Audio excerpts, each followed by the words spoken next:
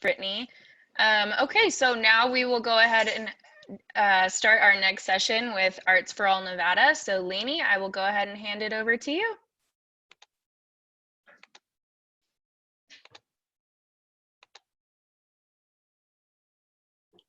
Hi everyone, welcome back.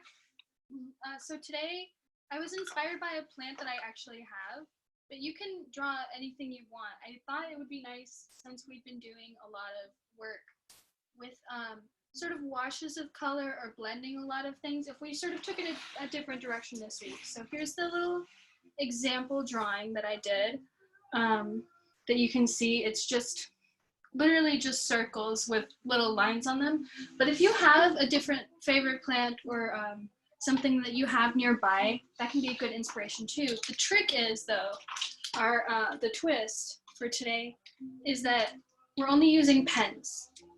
So this is sort of an extension of what we talked about last week, where we were working on acceptance, and last week we did that by just sort of having a color wash and not knowing where we were going with it and then making something out of that.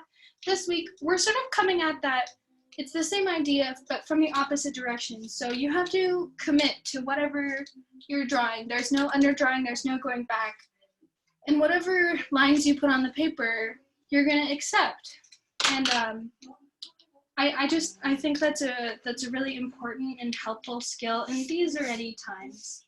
And to show my commitment, I'm also doing that. I don't have an underdrawing or anything.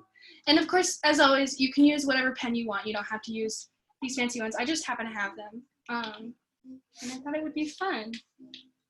So you're gonna want to start, we're gonna sort of work from like the middle, the outer edges. Ooh, sorry. You're gonna want to work from the top and the bottom inward. So we're gonna start at the bottom. And here at the bottom, for me, if you're doing what I'm doing, you're just gonna start with a couple of circles that basically look like these leaves. But if you're doing something else, say you want to do a leaf that's more like these, you can just incorporate those sort of teardrop shapes onto your page. It's the same general concept. So let's go ahead and get started with that.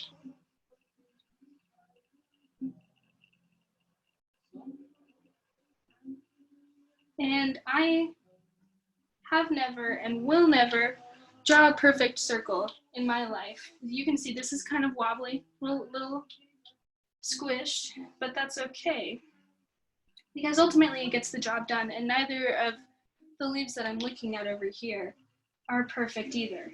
So before you add any details to that, go ahead and draw a few smaller circles. And one strategy, if you want to give it that sort of layered effect,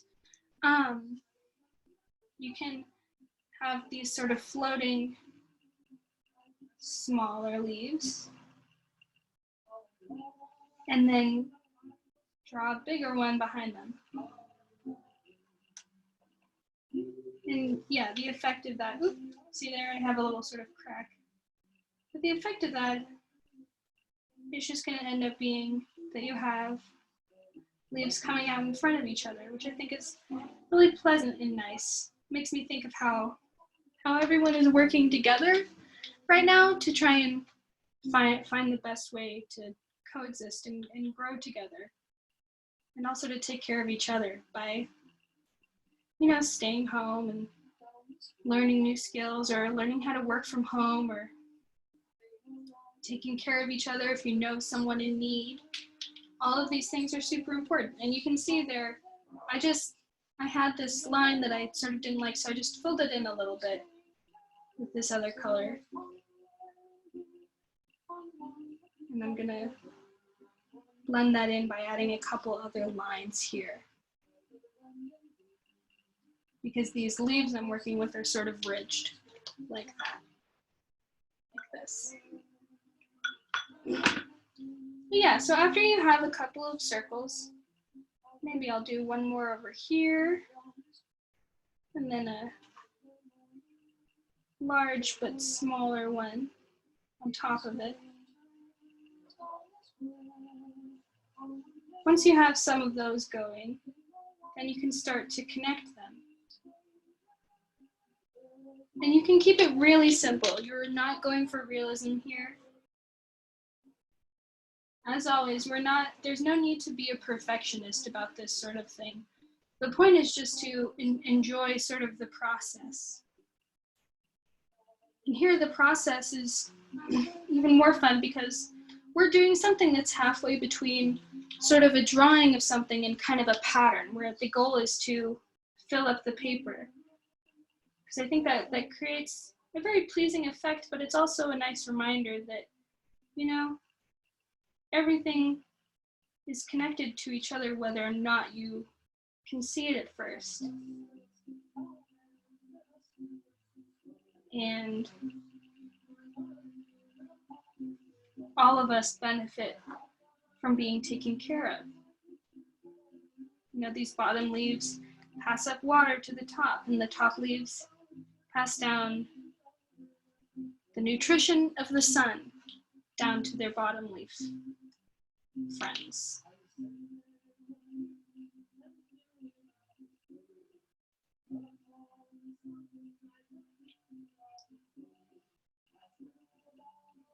So yeah, just go over, once you've connected them all, just go ahead and go over and just draw lines genuinely at random. As long as you sort of line them up next to each other, you're going to end up with this sort of ridged effect. And I find that it's fun to sort of vary the length of them and try to have some closer together and some further apart. The less even you make it, the less perfect you make it, the more fun you're going to be able to have. And the more it's going to look like a real living thing, because the fact is that, like, living things more than anything really don't look perfect or uniform in any kind of way. And that's something that you can reflect on as you're putting this little pattern together. So it's like designing a puzzle, seeing how all these things fit together. So once you have this bottom part going, maybe I'll add one more like giant leaf. Real quick. Ooh, it's a big one. Ooh. You can see I just smeared my little ink pen, but I think it creates kind of a nice effect where it looks like it's shaded a little bit. So maybe that's something you can do too if you want. You can kind of smear your ink if you have even just one of those ballpoint pens that has really runny ink.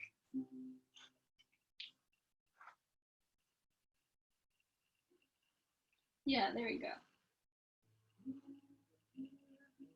All right, now that we have that going, now we're going to move up to the top of the paper. Let me move the camera a little bit. There you go. And we're going to draw in some stuff over there so that when we're drawing the middle part, there's lots of things overlapping and it feels more cohesive. I find that that's easier than having a front section that's either at the bottom or the middle or the top. Having two sort of front sections, so to speak, can help the whole image look like it's tied together. And as you go, notice if, say, like me, your drawing is sort of trending one direction. So you can see here that it's almost like my leaves are leaning this way. So I might try to mimic that. You could either try to mimic that or try to do the opposite thing if you want to balance it out up here. But I think just to keep the eye moving, I'm going to be drawing more leaves on this side of the paper and then fewer sort of down this diagonal.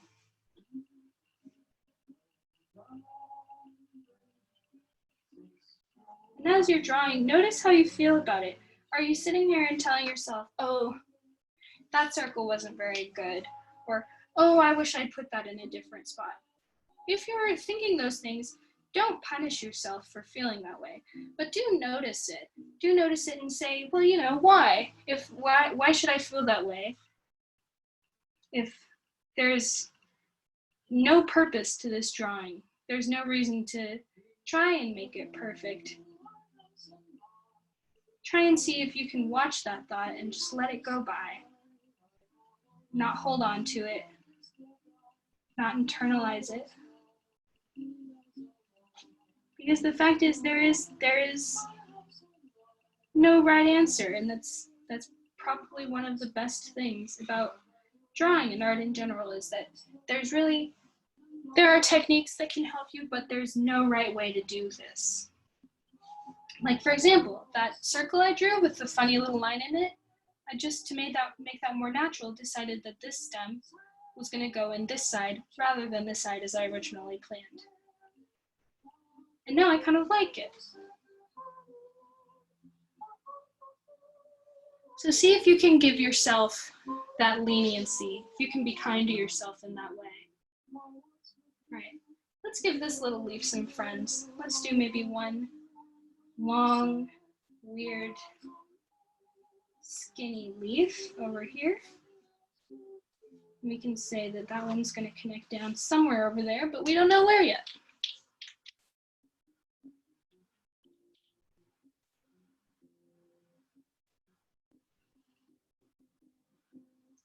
Just continuing to add my ridges.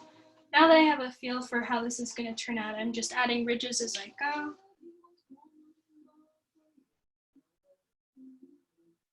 And then because I have this really giant leaf over here, I think I'm going to do also a giant leaf over here.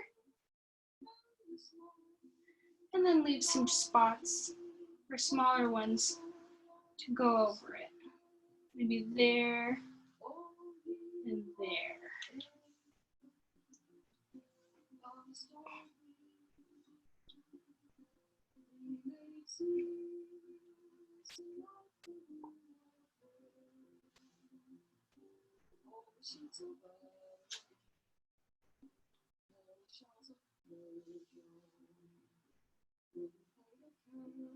So now I have this fun little shape over here that's going to connect into this middle area. Notice how is this coming together for you? Do you feel like you're starting to see a pattern in the shape that you're working with? Or do you feel like you don't quite know where it's going yet? Both are good. Both provide a lot of opportunity for fun and for reflection. But I think paying attention to how you're feeling about a piece as you're making it is just as important, if not more so, than the finished project. Especially if our whole goal here, which it is to, be observational and to practice accepting what we feel, taking it in, rather than rejecting it or judging it. Even if we feel really good and confident,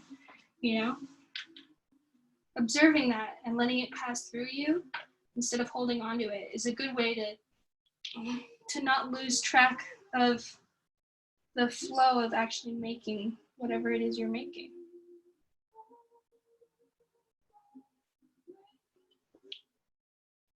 So now in this middle section, let's get some more dense leaves going here. And I think the best way to do this is to start small and sort of have a bunch of varying areas where you have little leaves that then we can draw larger leaves behind. And of course we can continue filling in gaps with other little leaves if we want to. But this can be an easier way to give yourself some room to grow, so to speak. You'll pardon the wordplay.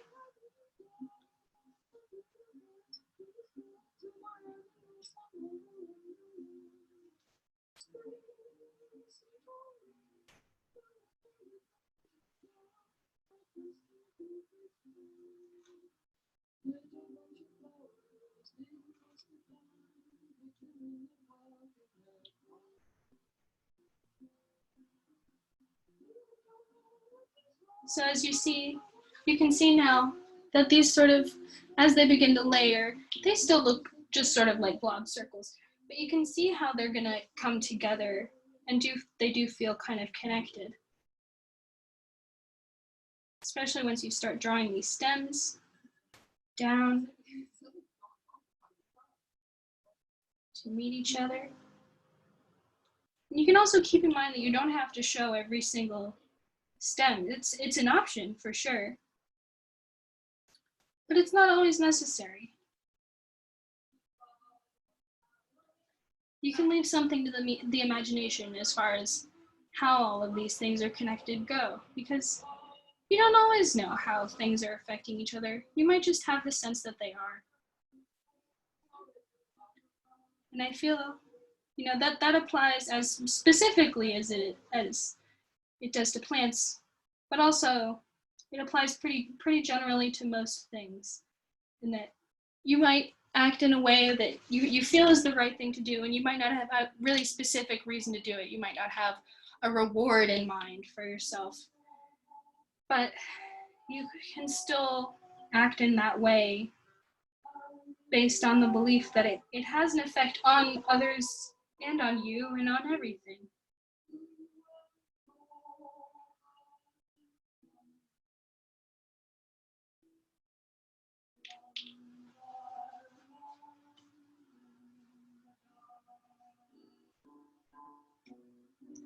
And look there, now we're connecting. If you can see, you just connected this strand that I just drew to this stem that I drew a long time ago, and it looks like it was always planned to fit together like that. Try to tilt this up a little bit so you can see it a little better.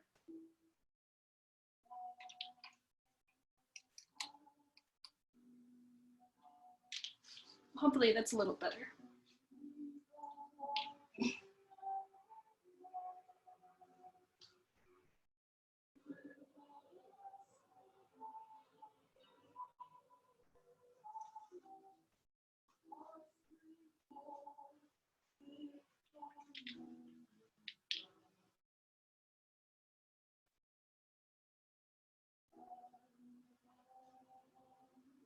And if you're working with a different kind of plant than I am, you can also use this time to think, well, why did I choose that?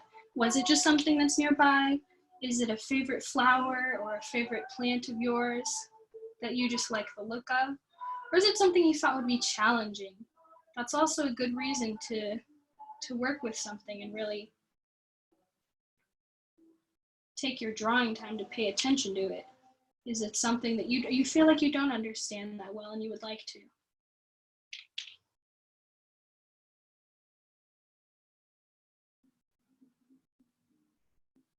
Think about that, your subject matter, and what it means to you. What does it mean to you?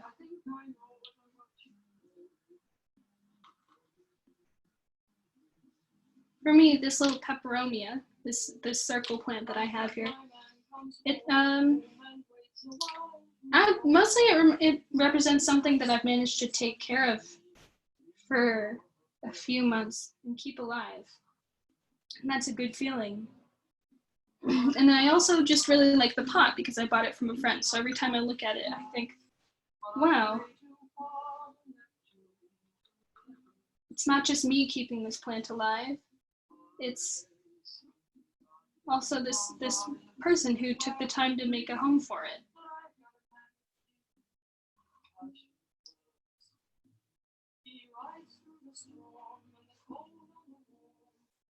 And that's just a really lovely feeling.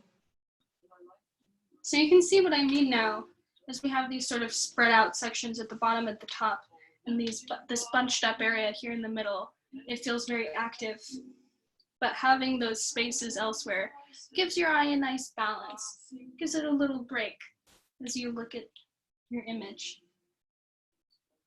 Yours might be very different. In fact, I hope it is. I hope you're doing something completely differently from me.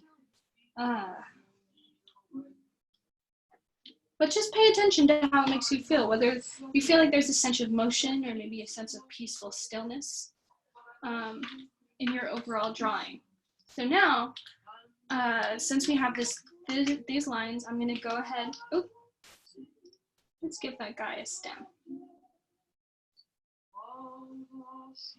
But I'm gonna take some other colors. You can take colored pencils, you can take a different kind of pen, you can use a different amount of pressure with your pen, but I'm just gonna do some decorations. And genuinely, this is a part just like the first part that you just do until you feel satisfied. So I feel relatively satisfied with the lines here, but I like adding these little accents of this nice shiny green around the ridges and edges of these leaves, because I think it makes them feel a little bit more alive, and I think it reminds me a little more of how they look in person. And it can also help you differentiate between the different leaves if you highlight where their edges are in a different color.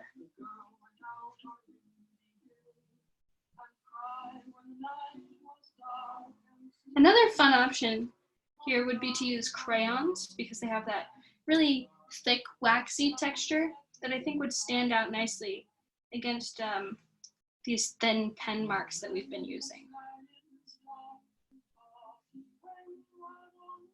So if you have crayons, or maybe you have a kid running around and you know they have crayons, this is something, maybe, you know, take a page out of their book and color with those, because genuinely, I think they're really wonderful art tools. They blend nicely. They're cheap, and they create these really vibrant, lively colors that you can use in a lot of different ways. So I'm very pro crayon. I think they're great. So if you're lucky and you have crayons around, or you know a 4-year-old who does, maybe snag a few.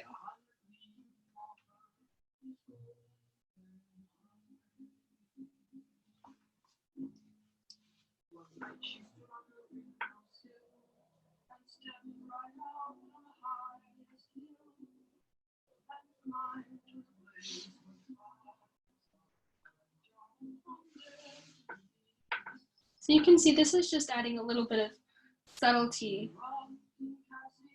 Oh, I'm actually not sure if this was part of the leaf or if it was, I think it's part of the stem, but oh well. Now this just has some little shaking lines here. But that's fine. I think it's kind of fun. Maybe I'll add some other ones.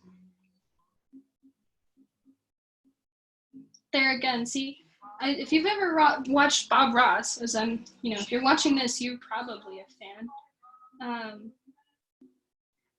This is the kind of moment where he'd say, oh, well, we'll just make some happy little trees, or there are no mistakes, which is true. Practicing acceptance is a really key part of art, and vice versa.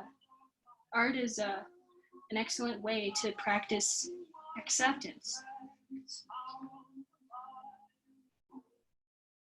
See, now I have this drawing that feels much more mobile than the one I showed you before, because it has these little areas where the leaves are almost jumping out of their skin. They're waving around, and we've indicated that with these little green lines.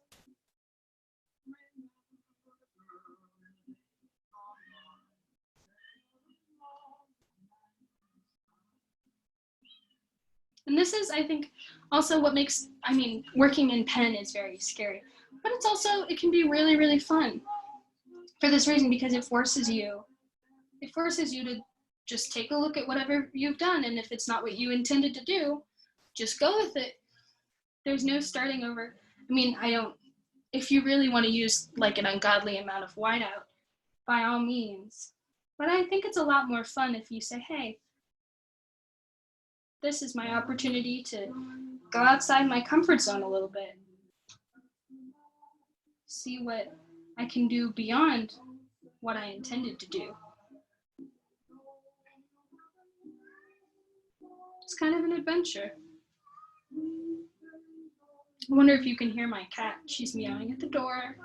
She wants to be let in.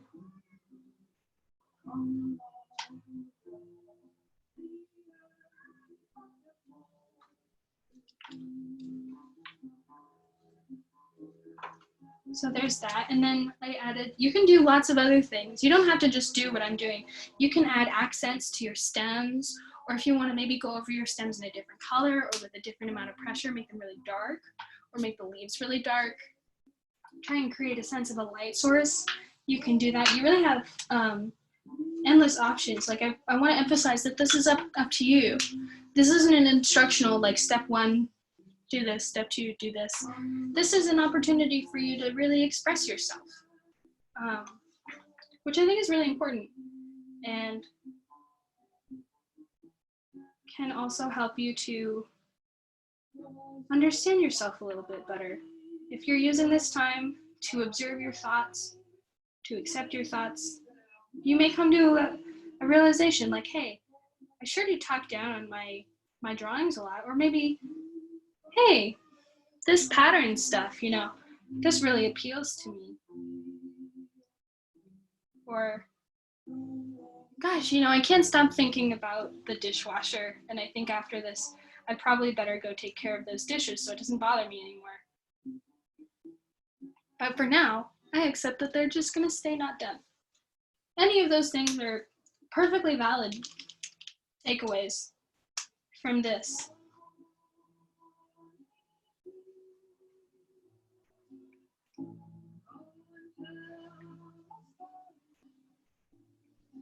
Because I think it's easy enough to say, I feel anxious, I feel nervous, and not really go beyond that. I mean, you may have we all have good reasons to be anxious or nervous, but taking that step and making the effort to observe it and let it pass you by instead of either fixating it or forcibly trying to ignore it, I think is certainly a tricky needle to thread, but it's worth practicing because it allows you to get to know your personal patterns better.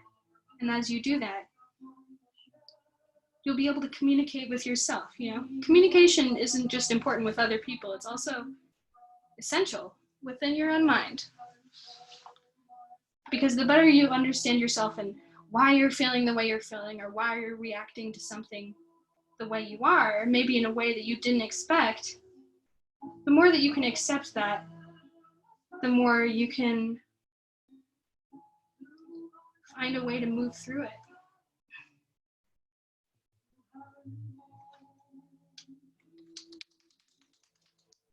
If you're interested, what I'm doing right now is just adding a little bit of yellow because I think it adds a nice bright touch. I've mostly used a lot of dark colors here, and I wanted to switch it up with just a brighter pen. And we'll hopefully, the ink in that will start working soon.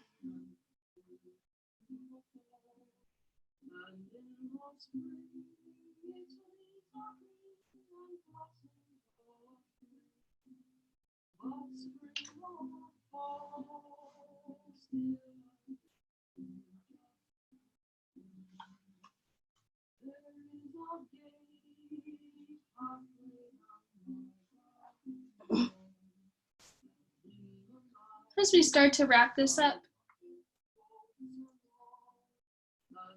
try and observe the whole thing. We've focused on bits and pieces of what we've been working on, but haven't really talked too much. We've talked a little bit about the whole thing, but just take that in and do your best to appreciate that you've made something really unique and really wonderful. Thank you for joining in.